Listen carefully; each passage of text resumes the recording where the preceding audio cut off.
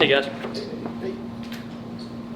John Rhys, can you believe that you're looking at your final regular season game, your final home game at UCF? What if, this might be a long answer, but just kind of reflect on these 2 years at UCF and what will it mean to play your final game here? Yeah, really kind of surreal, I've been in college for a long time now, right? So been at Ole Miss for a little while, and then got in the transfer portal looking for opportunity and found it here at UCF. And man, I'm thankful that I landed here. What an unbelievable spot, unbelievable community, unbelievable team and coaches that I've got to be around. And as it's coming to the last home game that we get to play, it's a little bit surreal. Senior day coming up. It's like yesterday you were the freshman that just walked in the building, starting college, and then now all of a sudden you're the guy with gray hair walking out. And so a little surreal, but nonetheless still a game day, and so I'm thankful for it. John Rhys, obviously there's going to be a lot of emotion before the game. You're going to come out and be introduced, and your parents will be there. I mean, how do you kind of harness that emotion and keep it in check as you got to go out and play a game? As Gus just said, it's a one and done type of situation. You got to figure out a way to get it done. Yeah, I try not to take any opportunity for granted, right? When it comes to playing a sport that I love to do, playing a game that I love to play, especially with the injury that happened earlier this year, it really kind of put things in perspective for me that I'm really blessed to do what I get to do. And so every time I get to go out there, I really try to cherish the moment, cherish the opportunity that I have. And so this will be another opportunity for me to do just that. Be thankful for the opportunity that's presented, and then nonetheless go get a win for the Knights. How would you describe kind of the journey to kind of get back to where you were coming from the early season injury? It feels like the last 2 weeks, especially that your lower body has been a lot stronger, that you've been able to kind of look more like yourself over the year. Yeah, obviously I've talked about Mary before, but she's unbelievable, and her team has helped me a ton through this. Not back to 100% yet, but getting closer and closer every week. It's hard to run your fastest when you got a piece of metal strapped to you, but nonetheless, she and her team have been amazing through this process. To get me back earlier than scheduled, to helping me through the aches and pains of it all, and I mean, through and through, been unbelievable through this process. Let's go back to Saturday. About 22 seconds left first half. You're scrambling around to make a play, you throw away, but about 10 seconds go off the clock. What's the thought process there and going into that last play before the half? Oh yeah, I mean, wasn't open, I think, and looking back, 2020, you'd rather have just a throwaway a little bit quicker there to give yourself a little bit more time going into the half. But I mean, you live and you learn. Obviously, would have loved to learn that a little bit earlier and made a better play in that situation. But it's always easy to nitpick and kind of question the plays when you get to run them back a couple of times and watch them a ton, And so, but yeah, 2020 would definitely like to have a throwaway quicker there to be able to get the guys on the perimeter either a touchdown or a throwaway. But better quarterback for it. Just wish we could have capitalized on that opportunity for sure. How do you think you're kind of going to look back on this past season for you? There was so much excitement and optimism. You made so much improvement during the offseason, and then you get hurt. And, even Gus said, you probably came back quicker than you should have. And you see these close losses. And I don't know if you're thinking in head, if I could have been out there, that game outcome would have been different. Like, how do you think you're going to look back on this season for you?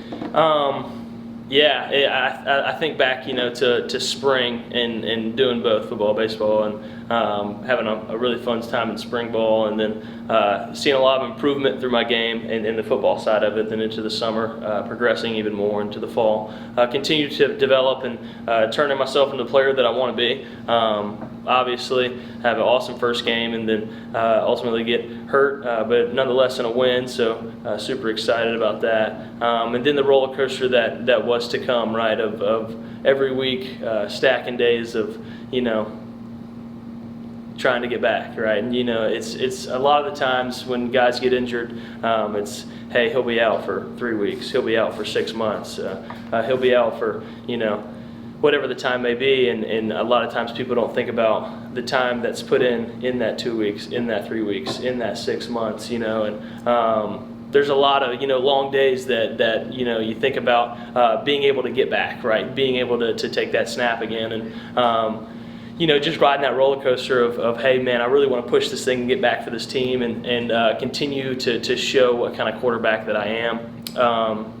It's crazy when you get back and all of a sudden you're not where you necessarily want to be. Had a little bit of a scare, then we're back again, and I think I'll look back at this season as a little bit of a roller coaster, no doubt, because of you always have high expectations looking into it, and then the reality of things is it's not always going to go the way you want it to go, and I think that is everything in life, and I think it teaches me that you got to attack every day with the same mindset of wanting to be better every single day, and know the outcome isn't always going to be perfect, right? Like you're going to have to continue to chip, continue to dig, no matter the circumstances, no matter the outcomes of the week before or the days before or the injuries that were to come, and so life lessons for me in this season of my life, and I'm glad that I've gone through it.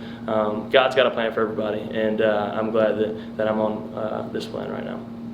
Mentally, and when did you start to feel fully confident and comfortable with where you are physically, especially considering you did try to hurdle a defender against Texas A&M? Yeah, a little bit of an early jump there. Thought he was going to go low. Cornerbacks usually go low, but I guess when you're wearing a piece of metal, they don't think you're necessarily going to try to jump.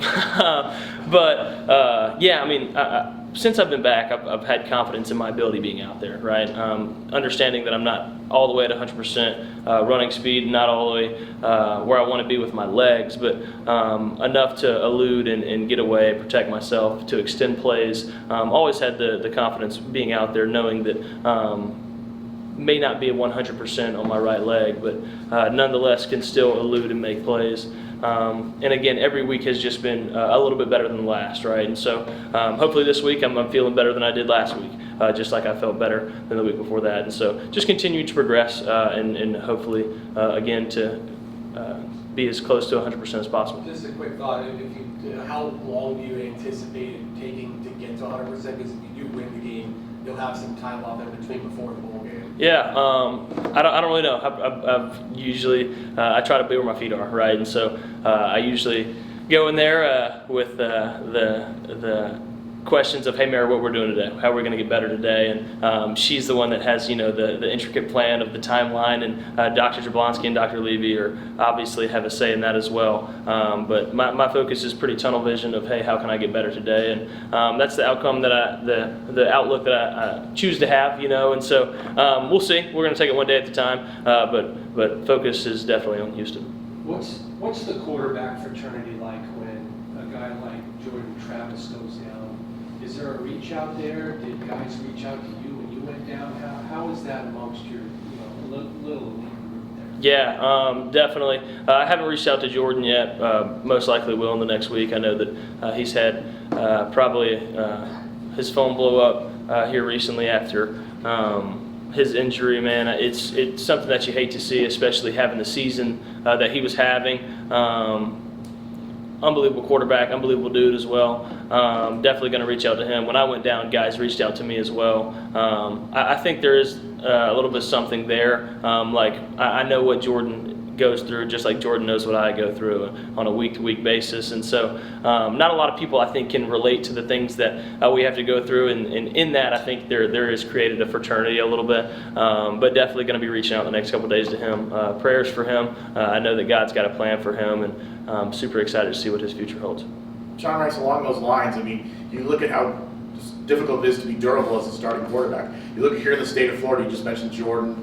Graham Mertz in Florida broke his collarbone. You look at the quarterback down at Miami. I mean, all the starters of these guys have been banged up. I mean, how difficult is it to go a full season? I mean, when you talk about the durability issue. I mean, yeah, the reality is we play a violent game, right? Like we're getting in car wrecks every Saturday, and that's the reality of the game that we play. But that's part of the reason why I love the game.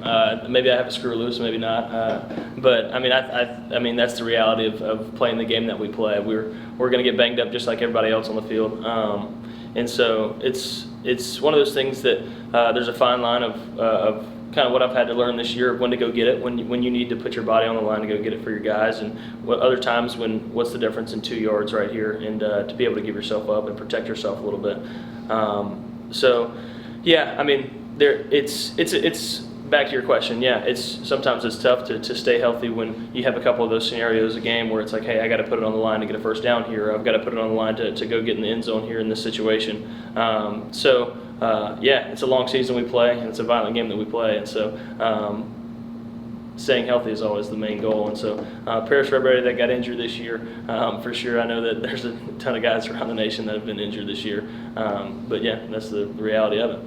You talked about sort of your personal journey over the last season, but when you think about you and the senior class as a whole and the legacy maybe that you're leaving behind, what are the conversations like, just knowing that you're in a must-win situation to get to a bowl game, you want to leave this year as a stepping stone for the next group coming through after this first season of the Big 12? Yeah, a little bit of the conversation happened last week. Just telling guys pregame that the reality of strapping it up the last time in the black and gold possibilities, right? Like you only get a couple more times to play as a Knight, right? Like I told him last week, I'm only promised this one and the next one, hopefully one more. And the reality of it, I think, starts to hit for guys that are older. So the senior class being the first to kind of feel that weight of it. And I don't think that it kind of hits younger guys the same way it hits older guys, because I can remember being one of the young guys last year, and then even years before at Ole Miss, and guys are playing on senior night, playing their last football games in college, and there's always emotion that goes with it, and obviously I feel for those guys, but I think it's a little bit different when you're sitting in that seat. And definitely the legacy that we want to leave through this year, the first year in the Big 12, is one with a bowl win. And so we're going to attack this week, attack Houston to get bowl eligible, and then grind to get a bowl win. You have 1, maybe 2 games left in a football uniform, but what about a baseball uniform? Yeah, that again, one of those things that I kind of live day to day, right? I'm pretty tunnel vision when it comes to how I live my life, and so excited for the things to come. Unsure of what that looks like just yet. Excited to swing a baseball bat around or prepare for the things to come in football. I'm unsure yet. I have to talk with my family and see where the future holds there, but I'm excited for the future nonetheless. With everything that's happened this season, the winning streaks, the losing streaks, your injury first year in the Big 12, being able to get bowl eligible on Saturday, what would that mean, and would that make the season a success in its first year? Yeah, it would be a big deal for us. I think Coach Malzahn said it best. It would be a huge shot in the arm for us. It would be huge for the senior class to go out on that note. For me, myself, selfishly, to go out playing college football with wins would be huge. Been here in college for a while now, and so but nonetheless, I still cherish every opportunity that's presented. I understand that this isn't promised by any means. I know a lot of guys would give an arm or leg to be in the same seat that I am in, and so I try not to take it for granted. But that would be huge. So you just said you're always going to be where your feet are. So is there a thought of pursuing professional football and preparing for the draft? It seems like that's something that's not necessarily just baseball. You would consider that as well. Yeah, that's been my dream since I've been a little kid, to play professional ball. Now, which ball, I couldn't tell you just quite yet. But man, I love playing ball and competing at a high level, and that's been my dream since I've been a little kid. I always told people that I'm going to be a professional baseball player and a professional football player when I get older, and so looking to make one of those happen, maybe even both at some point, if that would be really, really cool. But yeah, that's been my dream since I've been a little kid, and so hoping to keep pursuing that dream and keep chasing it. And what's been your favorite memory at UCF over these last years? There's still memories to be made, but looking back on what has happened thus far. Yeah. I mean, you got so many good ones. I think the space games are always so cool to me. I think they're so much fun to look back on, and obviously having success in those games is really fun as well. Haven't got time to kind of sit back and reflect. I'll kind of revisit that question maybe closer to the end of the year, and I'll have a better answer for you. All right, John Rhys. There was a lot of discord back and forth between Houston and UCF about which is the space school. I think Dana Holgerson a couple weeks ago mentioned that it felt like Houston should get that claim. Would you like to see you guys put on the space uniforms one more time? I'm always a fan of the space uniforms for sure, but I also know that it's a pretty special kind of a once a year type of deal.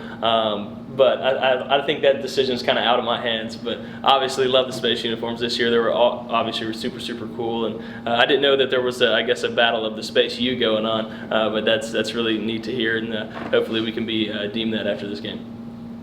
Thanks, guys. God bless. Good job, guys.